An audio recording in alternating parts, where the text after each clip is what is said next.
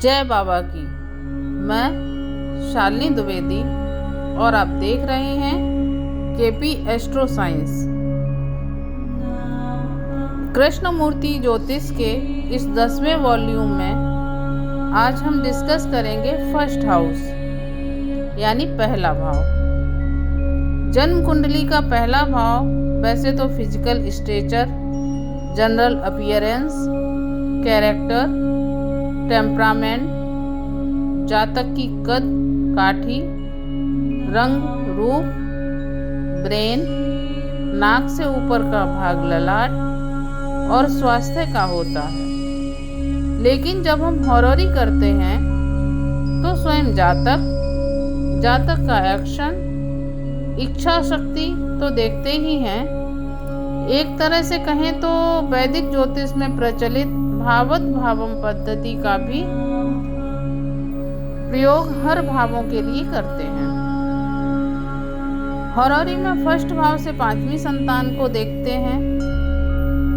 वैदिक ज्योतिष में जहां पंचम भाव से सभी संतानें देखी जाती हैं, वहीं केपी में पंचम भाव से पहली संतान, सप्तम भाव से दूसरी संतान को देखते हैं, नवम भाव से तीसरी संतान को देखते हैं, एकादश भाव से चौथी संतान को देखते हैं और लग्न भाव यानी पहले भाव से 5वीं संतान को देखते हैं। इस भाव से बचपन भी देखते हैं। लंबी आयु के लिए इस भाव के साथ साथ तीसरे और 8वें भाव की भी गणना करते हैं। बीमारी और आकस्मिक दुर्घटना के लिए 6 के साथ 8 और अल्पायु के लिए मारक और बाधक भावों पर विचार करते हैं।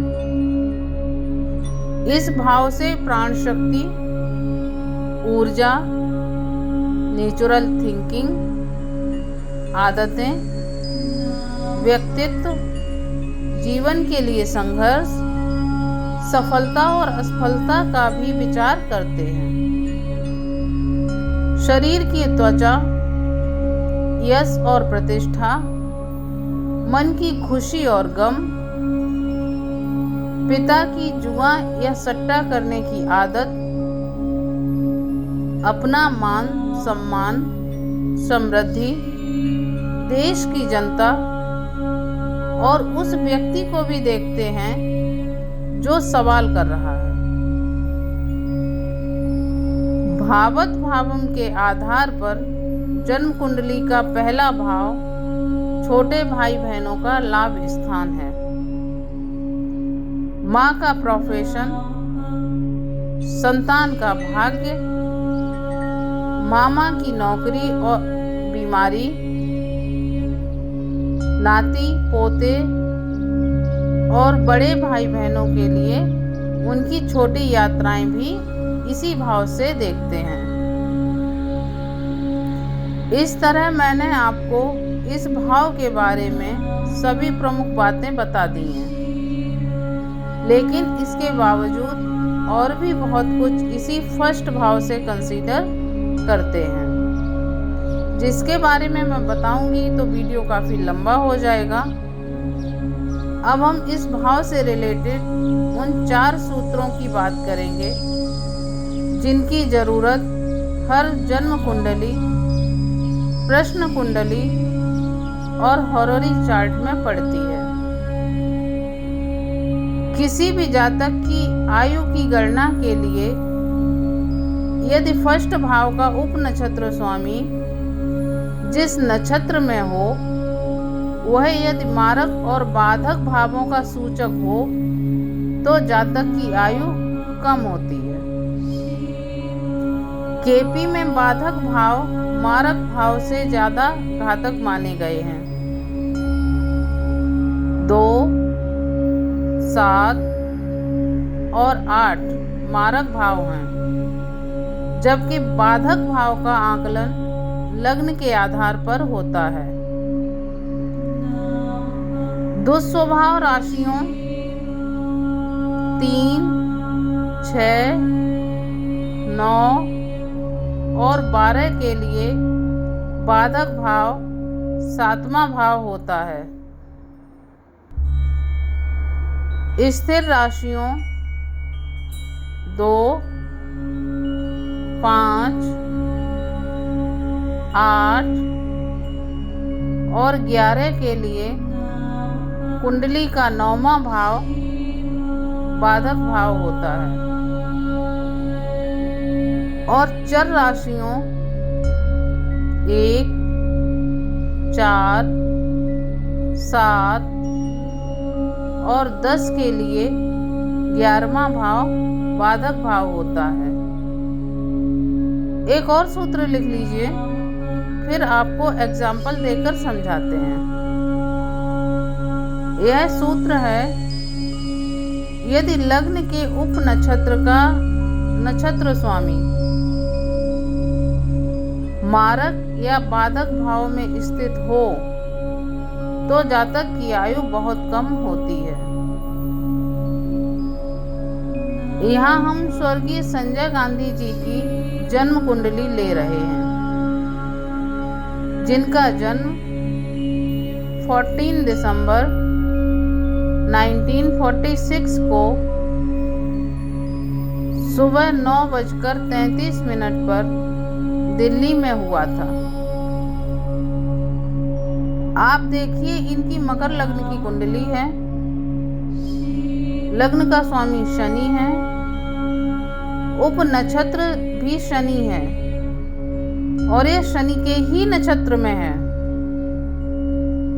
यह 1, 2 और 7 भावों का सूचक तो है ही, यह सप्तम भाव में स्थित है जो मारक भाव है।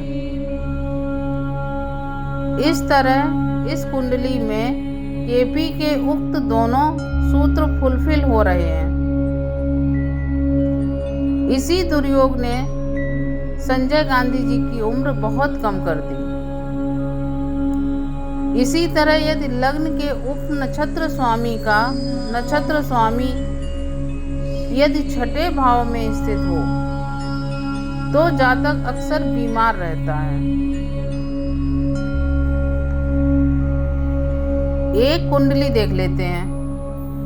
जन्म तारीख है 6 मार्च 1999। जन्म समय शाम 7:42 गोरखपुर। इस कुंडली के पहले भाव के उप नक्षत्र का नक्षत्र स्वामी बुध छठे भाव में आसीन है।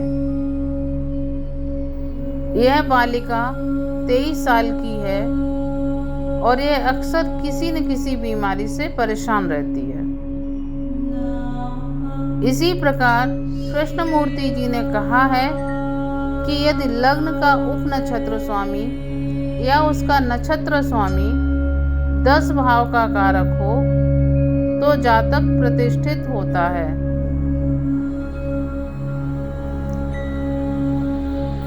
मैंने सैकड़ों नामचीन लोगों की कुंडलियों का अध्ययन किया है। इन सभी में केपी का यह गोल्डन रूल जरूर पाया गया है। यह हम 20वीं सदी के प्रसिद्ध साइंटिस्ट अल्बर्ट आइंस्टीन की कुंडली को देखें तो 14 मार्च 1879 को 11:30 की इस कुंडली में लग्न का उप स्वामी शुक्र है। शुक्र 1, 5, 10, 11 और 12 का कारक है और शुक्र बुध के नक्षत्र में है जो 1, 5, 8, 9 और 10 भाव का कारक है। अब आप अच्छी तरह समझ सकते हैं कि इसी 1 और 10 के कारकों ने आइंस्टीन को महान बनाया। अगले वीडियो के लिए जल्द मिलेंगे।